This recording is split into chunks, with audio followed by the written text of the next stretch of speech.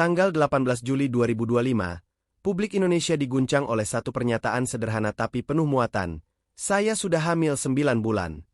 Kalimat itu keluar langsung dari mulut Erika Charlina, disampaikan tanpa air mata, tanpa tangis dramatis, dan justru dengan ketenangan yang mengundang banyak pertanyaan. Disampaikan di depan kamera, di ruang podcast Closet the Door milik Deddy Corbuzier, tempat yang kerap menjadi panggung pengakuan besar para figur publik. Tapi pertanyaannya bukan hanya soal kehamilan. Pertanyaan yang lebih tajam muncul dari balik layar. Kenapa sekarang? Kenapa di situ? Dan kenapa dengan cara seperti itu?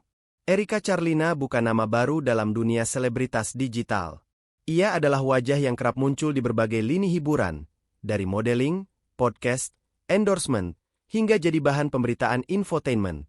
Gaya hidup glamor, karakter tegas, dan gaya bicara blak-blakan sudah lama menjadi identitasnya. Tapi kehamilan di luar nikah, diumumkan menjelang waktu melahirkan, menjadi semacam bom yang bahkan untuk Erika sendiri terasa berani. Atau lebih tepatnya, terencana. Ketika video pengakuan itu tayang, platform X, dulu Twitter, TikTok, dan Instagram langsung meledak. Klip pengakuan Erika dibagikan ulang ribuan kali. Reels dan cuplikan pendeknya ditonton jutaan mata hanya dalam waktu 24 jam. Reaksi pun terbelah. Sebagian memuji keberaniannya sebagai perempuan yang memilih jujur dan bertanggung jawab atas keputusan hidupnya. Tapi sebagian lainnya menuduhnya sengaja menciptakan sensasi. Bahkan tak sedikit yang menyebut ini sebagai konten hamil. Yang menarik, bukan cuma isi pengakuannya, tapi momen dan platform yang dipilih Erika. Dalam dunia digital, momentum adalah segalanya. Dan Erika tampaknya paham betul cara memanfaatkan waktu dan ruang agar bisa menjadi pusat perhatian nasional. Pengakuan kehamilan bukan dilakukan di akun pribadinya, bukan dalam unggahan tulisan atau story terbatas. Ia memilih panggung besar, dan salah satu yang paling viral di Indonesia, podcast Deddy Corbuzier. Artinya, ini bukan sekadar momen emosional. Ini adalah momen strategis. Apakah ini skandal yang kebetulan jadi viral? Ataukah viralitas yang dirancang dari awal sebagai bagian dari strategi penempatan ulang citra? Jawabannya tak sesederhana hitam dan putih. Tapi ada satu pola menarik yang layak diperhatikan. Erika Charlina tak memberikan rincian siapa ayah dari anak yang dikandungnya. Ia bahkan menyatakan siap menghadapi semua risiko, termasuk membesarkan anak sendiri, tanpa menyebut adanya rencana menikah. Narasi seperti ini, perempuan independen, melawan stigma, jujur dan berani, adalah narasi yang sedang sangat kuat dikonsumsi oleh audiens digital hari ini. Ini bukan cuma kisah hidup. Ini adalah brand positioning. Dalam dunia pemasaran digital, cerita pribadi yang relatable, emosional, dan memiliki konflik internal-eksternal adalah konten emas. Ketika seseorang bisa menggenggam narasi itu dan menyebarkannya dengan kontrol penuh, maka orang itu bukan hanya korban dari keadaan, tapi bisa jadi arsitek dari cerita itu sendiri. Dan Erika, sadar atau tidak, sedang memainkan narasi tersebut dengan sangat efektif. Indikasinya terlihat dari ritme interaksi digital Erika pasca pengakuan. Beberapa jam setelah podcast tayang, nama Erika Charlina masuk trending topik di berbagai platform. Akun-akun gosip, akun perempuan, akun parenting, hingga influencer TikTok ikut menanggapi. Ada yang membuat video dukungan, ada yang membuat analisis kritis, dan ada pula yang menggunakan momen ini sebagai bahan parodi. Tapi yang jelas, Erika menang satu hal, atensi. Dan di era ekonomi digital, atensi adalah mata uang paling kuat. Masyarakat mungkin akan terus memperdebatkan moralitas, norma, dan sikap publik terhadap kehamilan di luar nikah. Tapi dalam ruang digital, perdebatan itu tak menghapus fakta bahwa Erika sedang naik daun, lagi.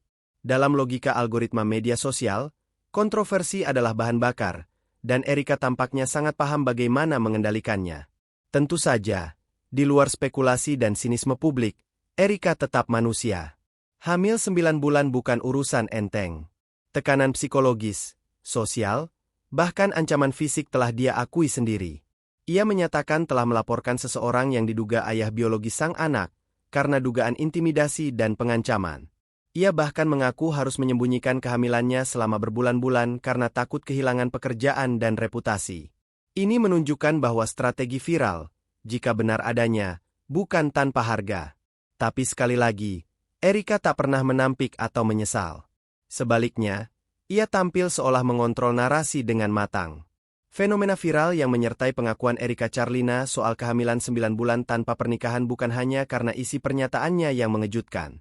Dalam ekosistem media sosial hari ini, sebuah pernyataan, sekeras apapun, tidak otomatis menjadi viral tanpa adanya dukungan dari faktor lain, jaringan digital, algoritma distribusi, dan keterlibatan publik yang tinggi. Di bab sebelumnya, kita telah melihat bagaimana pengakuan Erika disampaikan di salah satu platform podcast terbesar di Indonesia. Namun daya ledak dari pernyataan itu diperkuat bukan semata karena substansi kontennya, melainkan karena Erika sudah memiliki mesin penyebaran yang kuat, basis pengikut yang besar, jejaring media gosip digital, serta citra personal yang selama ini dibentuk sebagai figur berani dan terbuka. Sebelum kehamilannya diumumkan, Erika Charlina telah dikenal luas sebagai selebgram, model, aktris, sekaligus bintang reality show. Akun Instagramnya memiliki jutaan pengikut, dengan tingkat interaksi tinggi. Ia juga rutin tampil di berbagai podcast populer, konten YouTube, serta menjadi bintang tamu dalam talk show televisi. Citra yang ia bangun selama ini adalah sebagai perempuan muda, fashionable, dan berani mengungkapkan isi pikirannya secara langsung. Artinya, Erika telah memiliki audience base yang bukan hanya besar, tapi juga responsif. Dalam logika algoritma media sosial, akun seperti ini akan lebih mudah memicu gelombang penyebaran ketika mengunggah atau menjadi pusat sebuah peristiwa. Algoritma akan membaca volume reaksi awal, lalu mendorong konten itu ke lebih banyak pengguna. Setelah video pengakuan Erika tayang di YouTube, platform lain langsung merespons. Cuplikan-cuplikan pendek dari podcast tersebut dibagikan ke TikTok, Instagram Reels, dan Twitter, sekarang X. Komentar-komentar netizen bermunculan, mulai dari simpati, dukungan, hingga kritik tajam. Yang menarik, hampir seluruh akun gosip besar ikut mengangkat momen ini dengan narasi beragam, dari sisi moral, psikologis, sampai sisi hiburan. Fakta ini menunjukkan bahwa momen viral Erika bukan hanya produk dari pernyataan pribadi, tapi juga diperkuat oleh ekosistem media digital yang saling menguatkan. Ketika satu kanal besar menyajikan sebuah isu, kanal lain ikut memperkuat dan menyebarkan. Proses ini dikenal sebagai efek bola salju digital. Media digital tidak bekerja dalam ruang hampa. Mereka cenderung mengikuti isu yang sedang ramai diperbincangkan, terutama jika menyangkut tokoh publik yang sudah memiliki rekam jejak keterlibatan tinggi. Dalam kasus Erika, media digital membaca bahwa topik ini akan menarik klik dan interaksi, dua indikator penting dalam ekosistem monetisasi konten hari ini. Erika bukan figur pertama yang mengalami ledakan perhatian publik akibat pernyataan pribadi yang kontroversial atau mengejutkan. Sebelumnya, publik Indonesia juga menyaksikan bagaimana beberapa artis mengalami lonjakan popularitas setelah membagikan kisah pribadi, baik berupa pernikahan mendadak, perceraian, atau pengakuan kesehatan mental. Bedanya, Erika tampil pada saat yang sangat dekat dengan momen kelahiran, yakni ketika kehamilan telah memasuki bulan ke-9. Ini membuat publik bereaksi lebih cepat dan intens. Beberapa pengamat media menyebut bahwa ini adalah contoh klasik dari bagaimana momen personal berubah menjadi momen publik. Yang dulunya bersifat privat kini dikonsumsi, dianalisis, dan dibicarakan oleh publik luas. Di satu sisi, ini menunjukkan keterbukaan Erika sebagai bentuk keberanian. Di sisi lain, muncul juga pertanyaan tentang batas antara kejujuran dan kalkulasi publik. Menarik juga untuk menelusuri siapa sebenarnya audiens utama Erika Charlina. Berdasarkan data demografi pengikut media sosial, mayoritas audiens Erika adalah perempuan muda usia 18-34 tahun yang berasal dari kota-kota besar di Indonesia. Kelompok ini adalah segmen yang sangat aktif dalam konsumsi digital dan memiliki kesadaran sosial yang tinggi. Mereka adalah pengguna yang cenderung cepat menanggapi isu moral, gender, atau nilai keluarga. Itu sebabnya respons yang muncul sangat terpecah. Ada yang memberikan empati karena melihat Erika sebagai simbol keberanian perempuan yang berani menghadapi konsekuensi. Namun ada pula yang menganggap sikap terbuka tersebut terlalu berani dan tidak sesuai dengan norma budaya. Hal ini memperlihatkan bahwa Erika tidak hanya memantik isu kehamilan pribadi, tapi juga memicu percakapan lebih luas soal peran perempuan di ruang publik, batas norma sosial, dan dinamika media sosial dalam membentuk persepsi masyarakat. Viralitas Erika Charlina bukan terjadi dalam ruang kosong. Ia adalah hasil dari kombinasi antara jaringan digital yang sudah ia bangun selama bertahun-tahun, platform publik yang sangat besar, podcast Deddy Corbuzier, algoritma media sosial yang mendorong konten emosional dan kontroversial, audiens digital yang responsif terhadap isu moral dan sosial. Dengan kata lain, Erika sudah punya mesin viral, bahkan sebelum pengakuan itu terjadi. Yang membedakan adalah bagaimana momen tersebut dimanfaatkan dan bagaimana narasinya dipertahankan di tengah reaksi publik yang beragam. Dalam dunia hiburan dan media sosial, citra adalah aset. Dan bagi sosok seperti Erika Charlina, citra bukan sekadar bagaimana ia dipersepsikan oleh publik, tapi juga fondasi dari seluruh aktivitas profesional, dari pemilihan peran dalam film hingga kontrak kerja sama dengan brand. Maka ketika Erika mengungkap kehamilan 9 bulannya secara terbuka, pertanyaan penting pun muncul, apa dampaknya terhadap nilai komersialnya? Sejak awal karirnya, Erika telah menempatkan dirinya dalam segmen selebriti yang modern, edgy, dan tidak takut tampil berbeda. Ia kerap mempromosikan produk gaya hidup, kosmetik, fashion streetwear, bahkan produk kesehatan tubuh. Citra ini memikat banyak brand yang menargetkan segmen Gen Z dan milenial urban. Tapi semua itu bergantung pada satu hal, konsistensi personal brand dan penerimaan publik. Ketika pengakuan kehamilan Erika menjadi viral, bukan hanya publik yang bereaksi. Di balik layar, sejumlah brand dikabarkan mulai meninjau ulang kerjasama yang sedang berjalan atau yang tengah dirancang.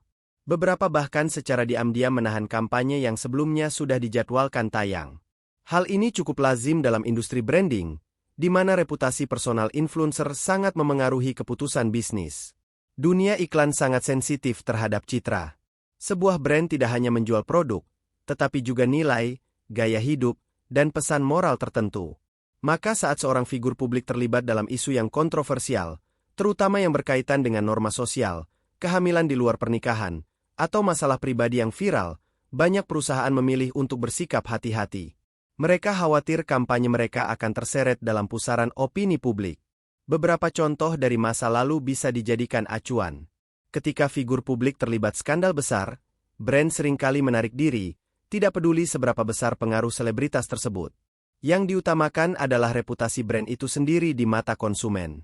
Dalam hal Erika, pengakuan soal kehamilan belum tentu dianggap skandal oleh semua pihak, tapi tetap menjadi isu yang berisiko tinggi karena memicu reaksi moral yang tajam.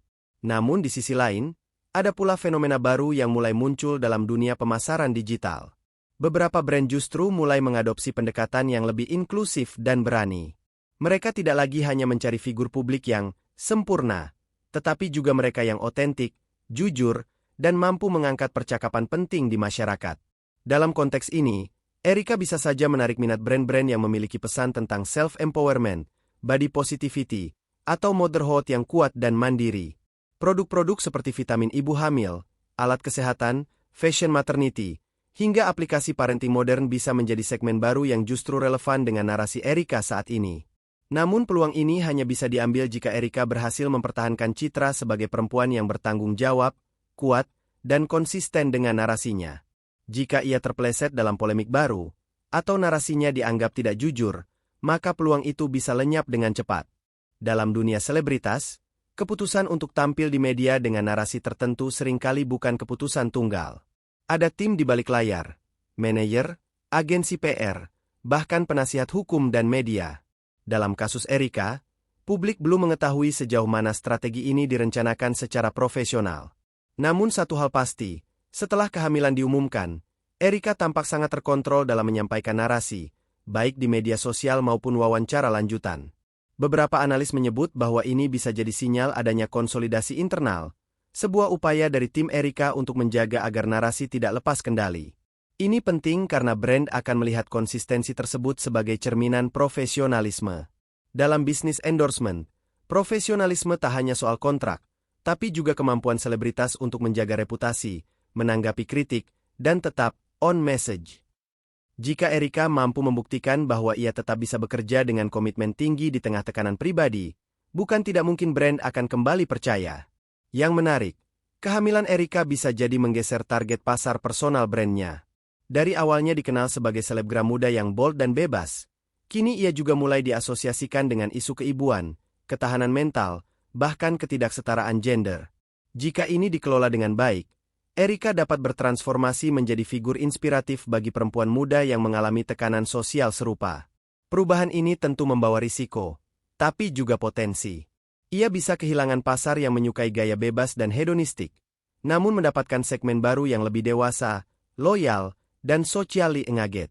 Di dunia digital, transformasi brand semacam ini bukan hal baru. Yang membedakan adalah bagaimana narasi itu dijaga, dan apakah publik percaya. Keputusan Erika Charlina untuk mengumumkan kehamilannya secara terbuka di ruang publik bukan sekadar tindakan personal. Ia telah melemparkan dirinya ke medan perdebatan sosial yang dalam. Bagaimana masyarakat memperlakukan perempuan yang tampil terbuka, berbeda, dan menabrak batas norma tradisional.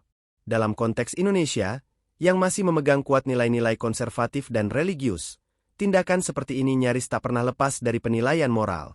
Namun pertanyaan utamanya bukan hanya soal moralitas, tapi juga siapa yang berhak menilai, dan mengapa perempuan selalu menjadi subjek utama dalam penghakiman publik? Ketika Erika menyatakan bahwa dirinya hamil 9 bulan tanpa status pernikahan, reaksi pertama publik sangat beragam. Ada simpati, ada empati, tetapi lebih banyak muncul komentar bernada penghakiman.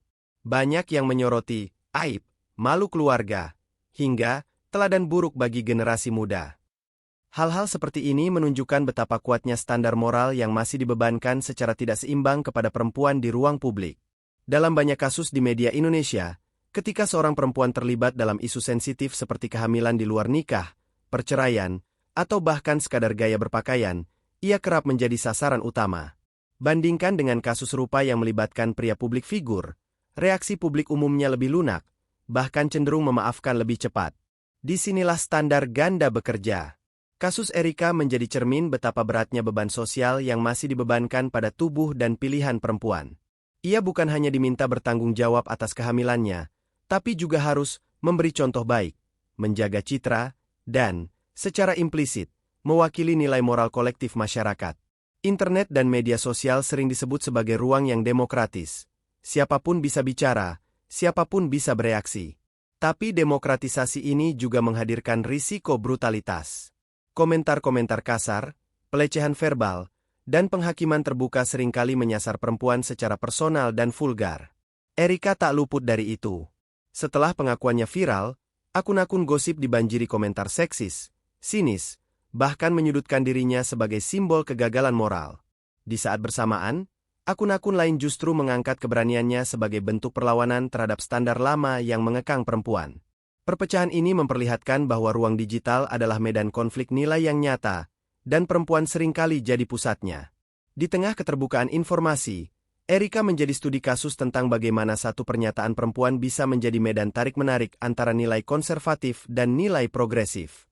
Antara kehendak publik menjaga norma, dan kehendak individu untuk memiliki otonomi atas tubuh dan pilihan hidupnya.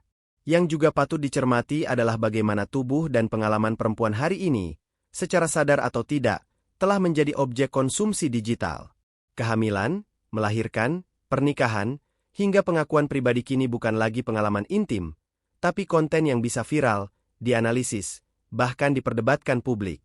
Erika tahu ini, dan tampaknya ia tidak menghindar.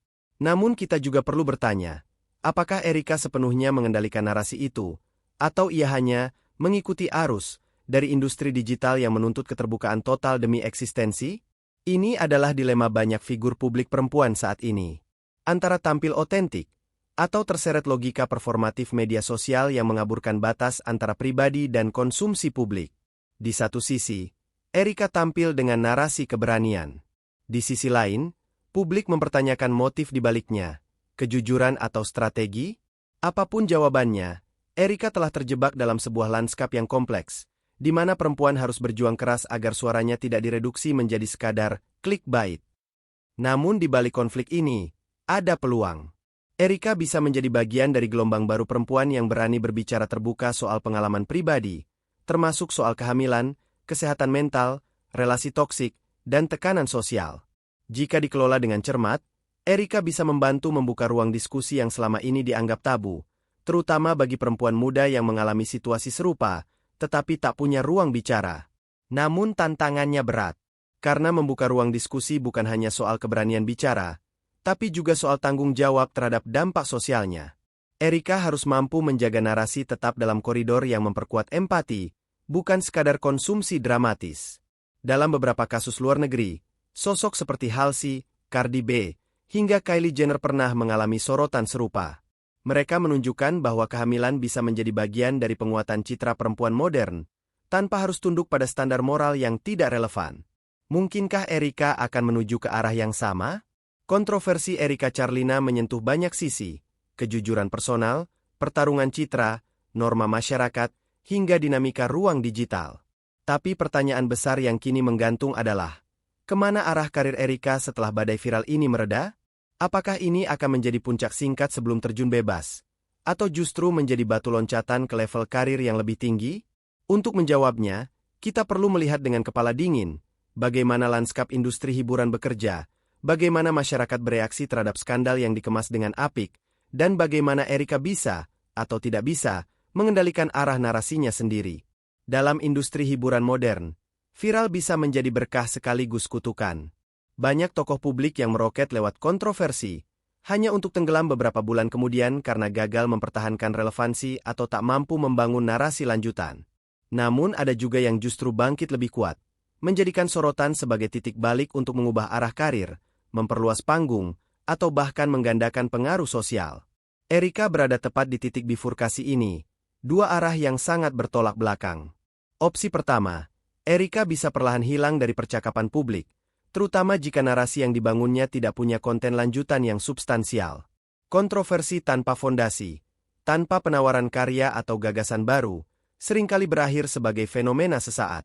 Opsi kedua, Erika bisa mengalihkan perhatian dari skandal menjadi agenda yang lebih terarah, aktivisme sosial, edukasi publik, advokasi perempuan, atau transformasi karir ke ranah baru seperti pembicara publik, penulis, atau pebisnis.